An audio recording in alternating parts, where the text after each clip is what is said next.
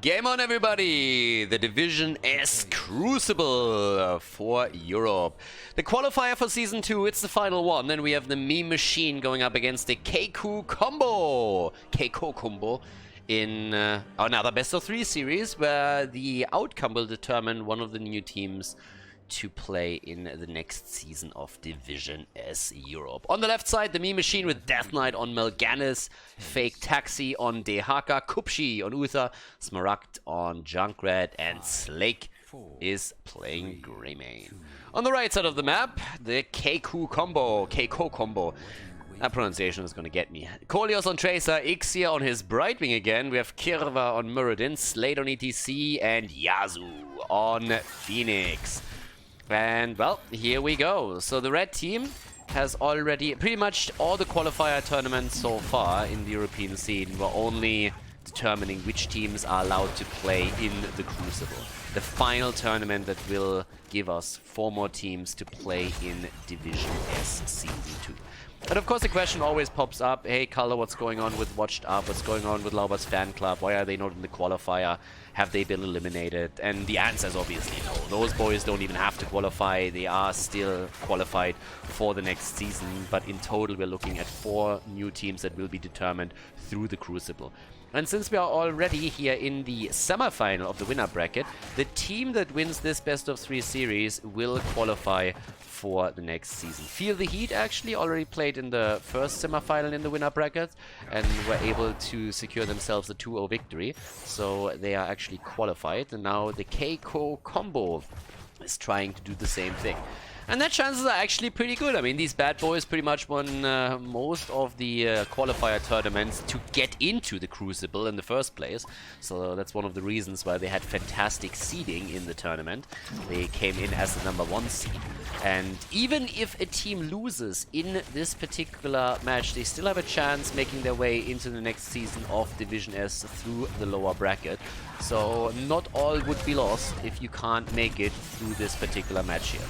But as it stands, both of the teams are obviously eager to make sure that they don't have to go through the lower bracket and that they qualify right away. And especially the KiiKoo Combo is going to attempt to make a big statement here. They have been looking fantastic in all of the qualifiers for the Crucible, and now when it actually matters, they need to show that they are able to do that too, and that they not all of a sudden are plagued by nerves or something.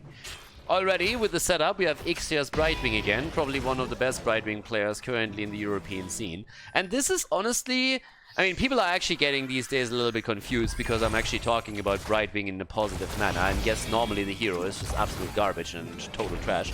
But in this setup, it can actually again work. This is one of the bigger maps. Brightwing gets used in a team that is playing around global positioning. They also have the polymorph against the opponent's Greymane that protects Tracer. So there are actually good arguments to be made for Brightwing here. And in this case, I don't mind the hero too much, and you could already see the value.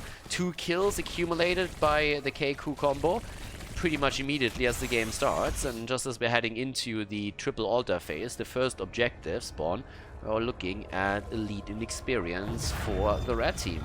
So right now, at the top left and top right, we're currently sitting tight with Fake Taxi channeling this one. Brightwing on the right side, so can with the global immediately move into the fight over the third altar at the bottom of the map. And that is likely what we're going to see here. Move in, straight in for the polymorph, and they're going to try and make their play here. Greymane already at the bottom of the map, and they're starting to move in again, and there's all the zoning in the world. The problem is this. Half a level lead thanks to the globals for the KiiKoo Combo. And they have a chance to extend that to level 7, but they don't even need to. They get the kill even before that happens, and before they have a talent advantage. Dehaka gets dropped, Muradin jumps in, wants the Storm Bolt. Kolios is looking for an attempt to lock them down with Tracer, and this could be a kill against Uther. And he just barely heals himself, but it doesn't matter. Right when he actually gets the kill. And Kolios is a bit low. There's a few grenades that still have to be dodged. Shattering Teeth are also part of this. Oh! Kiva! Can't jump out! And Muradin dies. Nicely played by Smaragd. But Phoenix goes in and gets the kill against Greymane. It's a bit of a fiesta here to the beginning of the game, but it's 5 kills against 1. So when the dust settles, we still have the red team with a very significant lead. Not only are they an entire level ahead, but they also have a huge lead in kills, which pretty much is why they are level ahead, right? So Death Knight is currently just spotting all of this out as the meme machine is checking if they can maybe invade, but it ain't gonna happen on this particular camp. Also, on level 7, we're now having Heavy Impact chosen from Muradin, so definitely a little bit of a change here. I can obviously pretty heavily jump into that melee heavy lineup of the opponent. And talking about invades, it seems like at this point at least Kieva is gonna try and force Kupshi off. The rest of the blue team is immediately present and says like, wait a second, you're not gonna steal this away for free. Problem is that Death Knight is about to go down. Uther with a heal, Kieva missing another Storm Bolt. Down here, Greymane in trouble, Kolios and Yazu are both a bit low in HP. But so is Greymane, and there's still an invade happening as ETC and Brightwing are both still holding the lane. Brightwing jumping in. But they have managed to get a lot of damage onto the bottom wall. Now we have to obviously also state that ETC is very likely going to go into stage dive. That would give them a double global pretty much. And well, we'll see how much that's going to affect the level 10 fight now. Because I think the blue team, unless they get a quick kill here, actually at this point they might lose another hero instead. And there's a good Stormbolt connect and that's that. There might even be a second one, but with level 10 any moment ready for the KiiKoo Combo. It could be a double altar for them. By the way, I'm all over the place with that stupid pronunciation. KiiKoo Combo, KiiKoo Combo, KiiKoo Combo. I was actually told that it's KiiKoo, but for some reason there's always a U at the end when I try to pronounce it in the heat of the moment, and I honestly don't know why.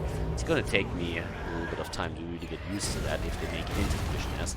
But at least I'm a little bit closer now. There was actually someone on YouTube who pointed out the correct pronunciation to me, because honestly, them being French, I had no idea how they personally would pronounce that. But I'm confident that, according to recent information, it is KiiKoo Combo. Don't know why that's so difficult. Probably because in my head there's already a different pronunciation that has been pretty much locked in. Smaragd, it's nearly dropped here. 6 kills against 1. Red team is looking quite strong. Really, really strong at this point. Top side, ETC as expected with the stage dive. Outside of that, nothing really too crazy with the ults. I mean, Brightwing as usual from Ixios going into the blink heal. Phoenix, the standard ult for him too, straight into the salvo. And is already starting to get some damage in down here. There's a quick kill against Greymane. Kolios is absolutely ripping them to shreds. Level 10 abilities are now finally here for the opponent too. The Cursed Bullet came out just before Greymane bit the dust, but now also Divine Shield for Uther, so that's another setup that they have. Down at the bottom, let's go. There's another quick setup against the next camp. But the red team is just running with this. I mean, let's be honest for a second. Now that we have the double altar spawning at the top, it's traditionally the 1-1 exchange. But this is obviously a setup in which the meme machine is just getting beaten to a pulp here. They are 6 kills behind, and now that they have level 10, they finally need to start a bit of a comeback. This is the comeback map, but at the same time, they are losing ground, they're losing it quickly. So if they don't get a foothold on Towers of Doom, then they are likely going to get snowballed even harder. Obviously a bit unfortunate for them, they go up against the favorite in the entire Crucible. Let's not forget that KiiKoo Combo was able to pretty much win every single qualifier here, making it into all of those grand finals. And they are making the play for even the double altar now, or do they? Even exchange, but that exchange comes at a cost. There's a double setup at the bottom of the map that takes the bell tower, so they can kiss this one goodbye. It's level 13 now against level 11, which drops an extra talent into the hands of the red team, on top of that pressure that they were just able to build up.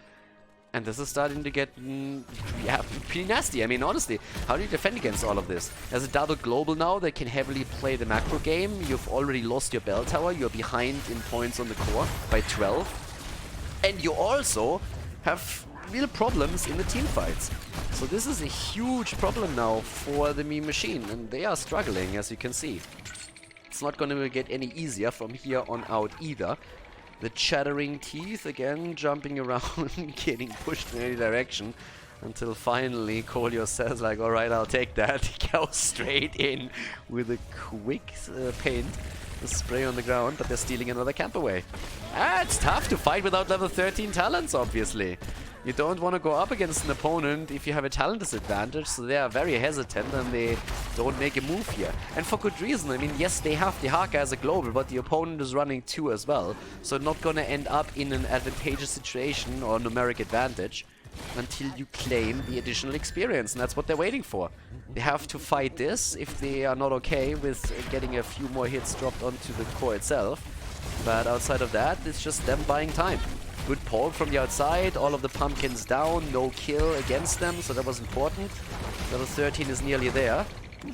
But with only 20 points on the core, and now 5 bell towers. Oh, haha, Tracer! Khaldor is a little bit too aggressive there. Couldn't get anything done. Channel is ready, but nobody is channeling this yet. There's nobody there. Here comes the salvo. Good damage. And ETC with a dive. But he has to move away here. Muradin jumps in. They at least want to have the kill against Malganis.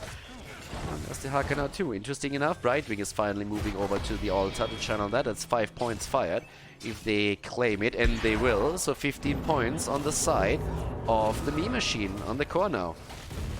Tracer not being ready for all of this was definitely a bit of a setback, but they played well around it.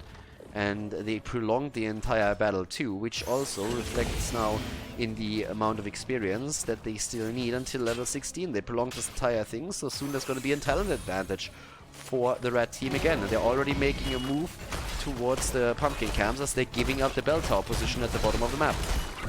Yeah. 2 kills against 7.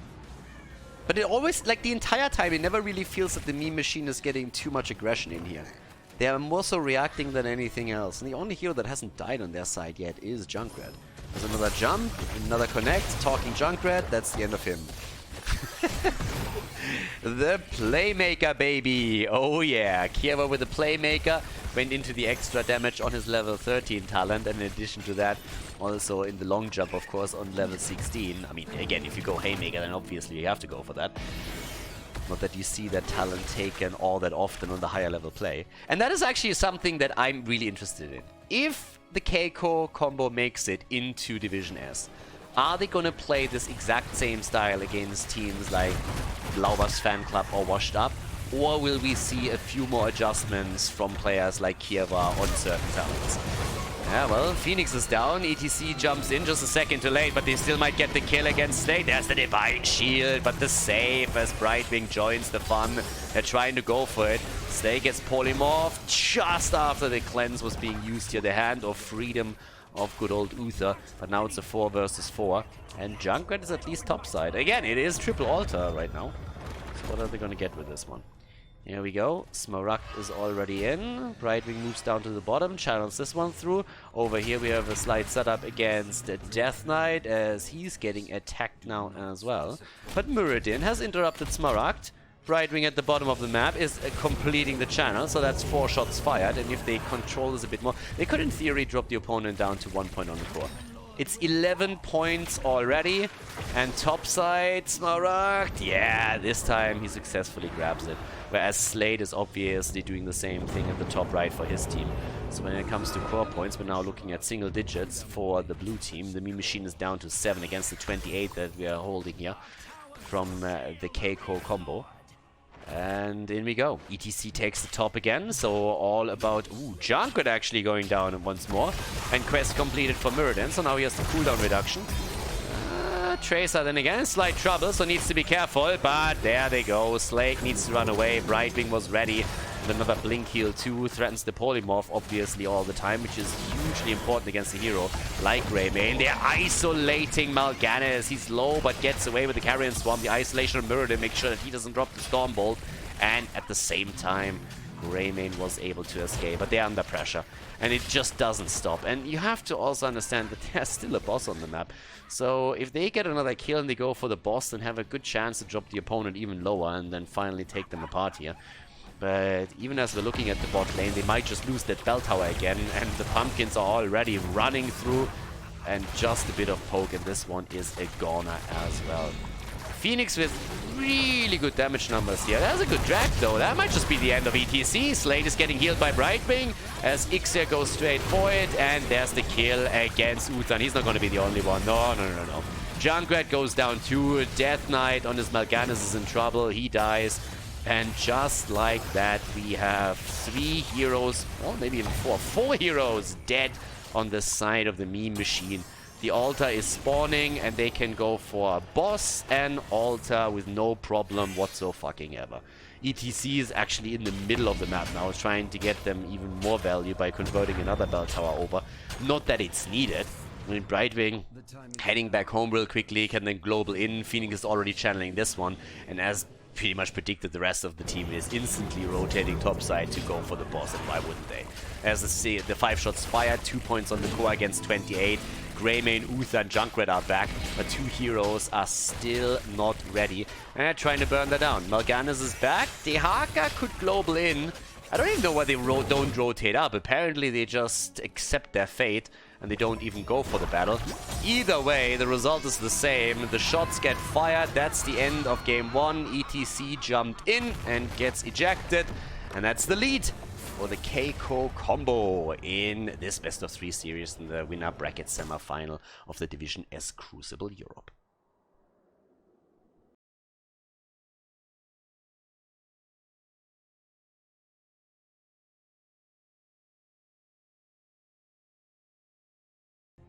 Game number 2, ladies! The 1-0 lead in the best of 3, and we are jumping onto Infernal Shrines.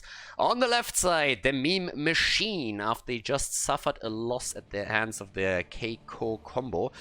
With Uther, played by Death Knight, Kupshi on Ana, double support, baby. Well, actually not so much. I mean, it is more of an A setup here with the Uther main tank. Smaragd on Junkrat, Fake Taxi on Malthael, and Slake on Nezebo.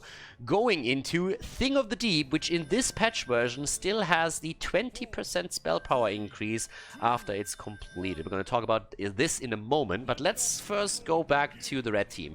The KiiKoo Combo with Kolios on Maiev, Ixion Probius, Kierva on Imperius, Slate on Rexa, and Yazu on Whitemane. So as some of you might have already realized, this is not on patch 49.1, but it's on patch 49.0, as also listed in the YouTube description, if you're actually watching this on YouTube right now. If you do, then also hit that sub button and make sure that you like the video. Helps the channel to grow, of course, as well. But Blizzard made a couple of changes, and a lot of them are centering around the Experian Globe. So they pretty quickly realized through all of the feedback that they fucked up again, and now made changes to the Experian Globes to make them a lot better, I gotta admit, but it's still a lot of wasted development time in my eyes, because nobody asked for this change, nobody really needed this change, and if all that they wanted to do is make it a little bit more intuitive for people to soak experience and to yeah, make them aware of that, they could have also just included some kind of new feature within the client that helps people with tutorials all around, even outside of XP, but also some mechanics, for example, baiting a Punisher over a wall on a certain map or others. But instead we got those interesting Experience Globes that nobody asked for, that nobody wanted, that they had to fix now, and in the newest version they are a little bit better, but still. But another change that they made, and a change that actually applies to this game, is the Thing of the Deep got now also adjusted a little bit by Blizzard, reducing the amount of maximum spell power that you can gain when you complete the quest to 10 instead of 20. And if you remember, once that they actually changed the talent, I already talked about this, that the change that they made is absolutely insane. And they stated in the patch notes that they went a little bit overboard with it. Yeah, no shit, Sherlock. You don't say. So yeah. With this, we still have, of course, the chance that they could go straight in with Ana and an Ana boosted Nezebo later on. If you can delay this, then you're exactly where you want to be. You can already tell that at least KiiKoo Combo is memeing a little bit again. I mean, we have Ixia now also on Probius, who, granted, is a hero that can actually do a whole lot when it comes to wave clear. So if you leave Probius alone on a lane, then you have a huge problem. But the one thing that is a little bit problematic with Probius is that every single time that there's a mobile assassin on the other side, he's struggling. The little probe has problems there. But there's no Genji, there's no Hanzo that could jump in here, there's no Tracer, so that's definitely going to help them. Smaragd in this case nearly goes down, and instead they're focusing on Luther a little bit with a nice tether. And they're going to get the kill. White main locks it down, Kieva for a moment is thrown in, and they're immediately rushing away from this one. 1 kill against 0 thus far. And, as mentioned before, this is the winner bracket semi-final, meaning the team that wins the series advances to qualify for Season 2 of Division S Europe. Hunter-Gatherer on level 4 for Rexa, so it's all about armor for Misha and Rexa in this setup now. So we're gonna see how that's gonna work out. And for the blue team, ideally they would end up with them reaching level 20, so that Slake, if he's diligent about getting those stacks together, can then also rely onto the Vile Infection in combination with Thing of the Deep as his level 1 talent. But when I talk about the Nano Boost, actually, it's not only that this is a really good setup for Nano Boosting the Zebo, but you have Malthael in the mix too. And if he goes again into the Tormented Souls, then a Nano Boost Malthael can do a lot here. And it's already pretty transparent that the blue team is currently totally happy of not engaging into any early fights, especially since they realize they are behind in experience and won't have level 7 for the top lane fight.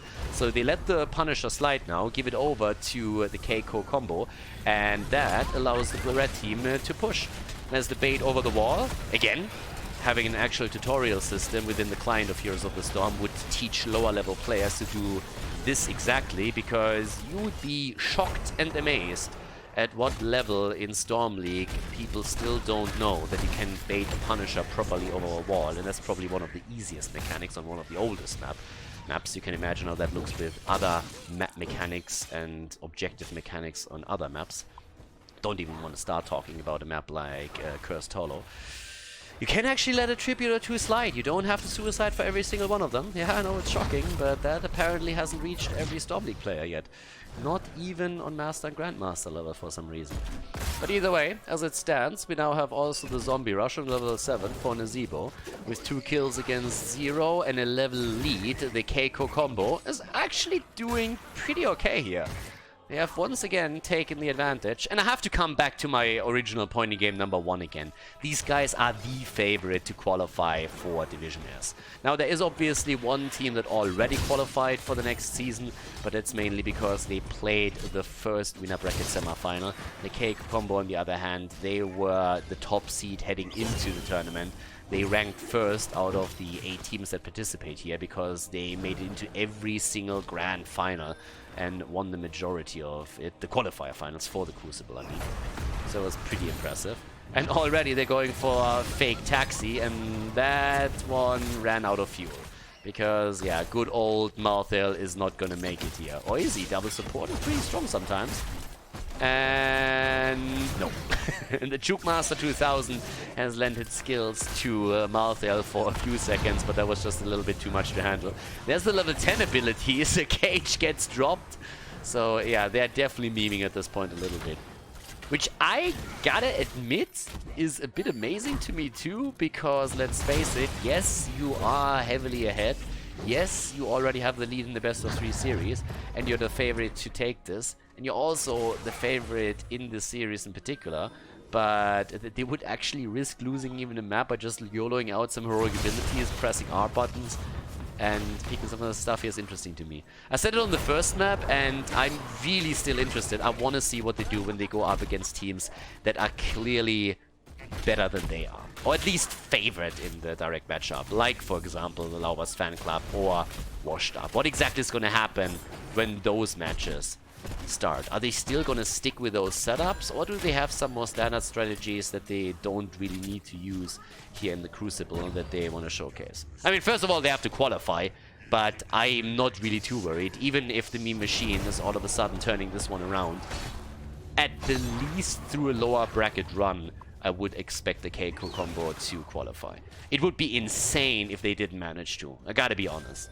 After how dominant they were in the qualifiers, it would be just absolute insanity if they would just completely brain fart out here. and not be able to make it into the second season of Division S, given how dominant they were in those Crucible qualifiers. But well, let's see. For now, they are doing well. It's level 10 versus level 10 though, so with the blue team now fighting on even talent levels. There's Malthael jumping in. No nano boost for him, by the way. Tormented Souls didn't really do a whole lot. Zoned out the opponent for just a second, but not much more than that.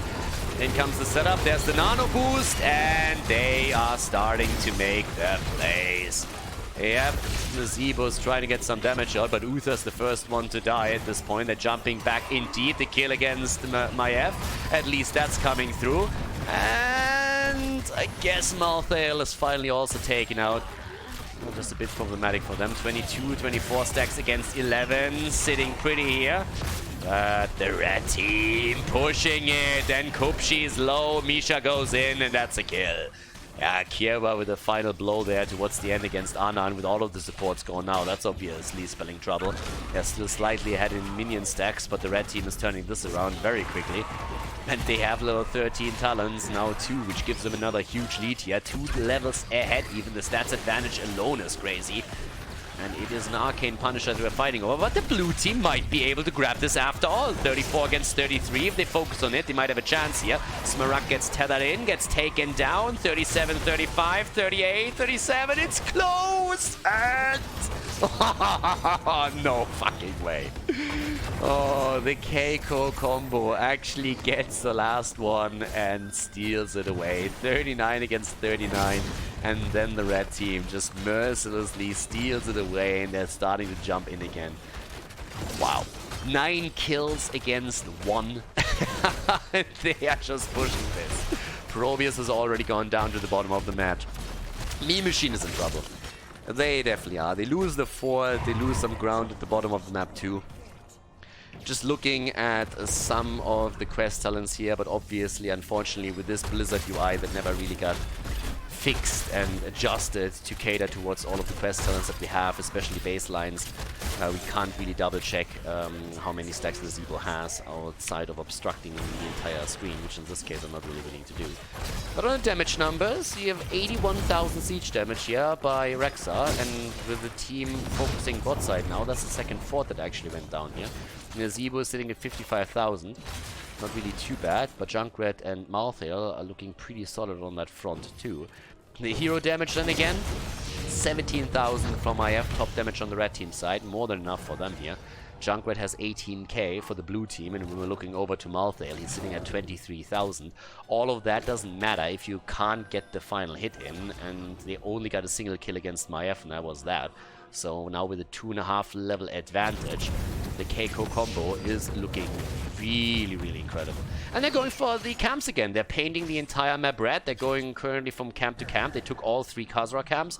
And now towards the top right, you have an additional attack against the Shaman camp, which is going to yield another one for them. And they're already with level 16 talents starting to go for an invade. They're double checking over on the left, and they are going to attempt to take down the fort too. And who's going to stop them? I mean, what are you going to do if you're the meme machine? You're just going to sit there and take the beating. There's nothing that you can do. You're at a numeric disadvantage because you're playing at 6 versus 5, since Misha is rocking it. Unless you summon Gary the Gargantuan, you have just no chance to end up on even numbers. And now, with them being so far behind, honestly, a 3-level advantage, the stats advantage that the red team has alone is insane. They're just way stronger here. Then you have the additional talent, and 16 has always been an absolute power level. So this is a setup where the only thing that the meme machine can do is run and pray. You run away and you pray for a little bit of experience and better weather, so that eventually you're going to get level 16 as well and can fight. Or for someone to get an isolated kill, because outside of that happening, you're just in trouble. White main with a little bit of damage in again. Here comes the Divine Shield, and, well, Malthael jumps in, but he's already starting to run away. And guys, they're going to get murdered right now. The initial engage wasn't necessarily a horrible one, but right now they're more than struggling a little bit. They're pulling all the stops, but they just don't have enough. And Fake Taxi nearly goes down. The first kill goes against Nazebo though, and they're already pushing for the keep. KiiKoo Combo is absolutely crushing. Ana is down. Malthael is getting wrecked. 12 kills against 1. Kolios eats a bit of damage from the keep, but that's about it.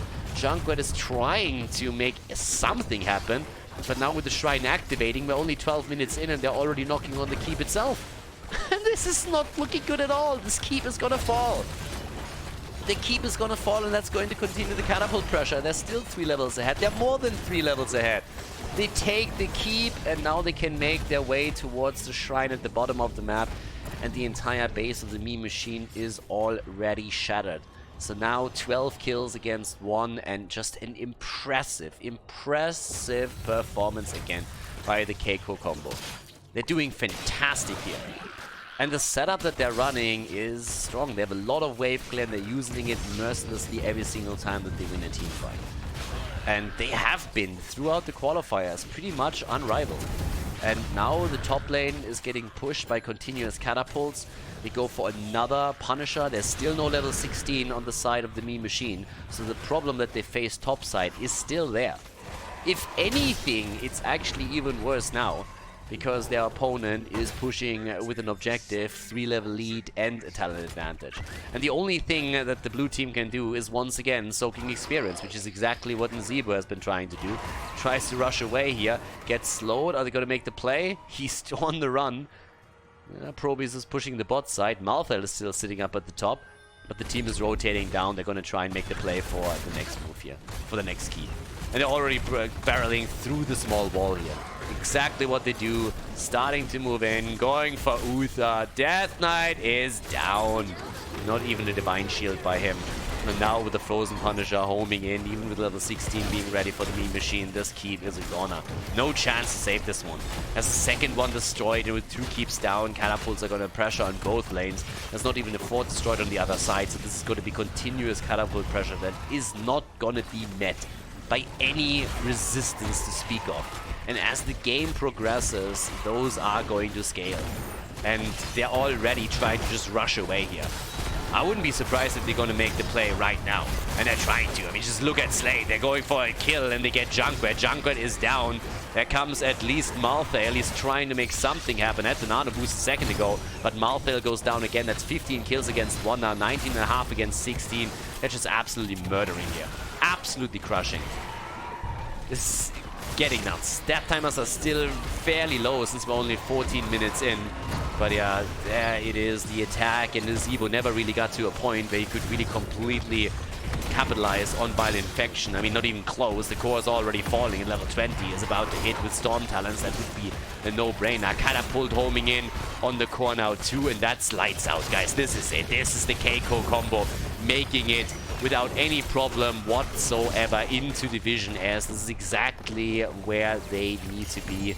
It's exactly what they deserve. Great victory by them, and I can't wait to see them in the second season of Division S Europe. Guys, if you liked the video, definitely hit the thumbs up button on YouTube if you currently watch the VOD there, and don't forget to subscribe to the channel as well. Thanks for watching, and see you guys next time. Hey guys, thanks for watching today's video, and I hope that you enjoyed the match and the commentary. The remaining time of the video has been added to protect against spoilers caused by the length of the video itself. But please keep in mind, though, that this does not only mean more work for me, but also has a negative impact on the popularity of the videos and the channel because of YouTube's algorithms. It would be greatly appreciated if you'd consider supporting the channel and help me to continue the daily esports coverage by clicking the join button below the video or supporting me through the Patreon page linked in the video description. Thanks a lot for the support, and see you guys next time.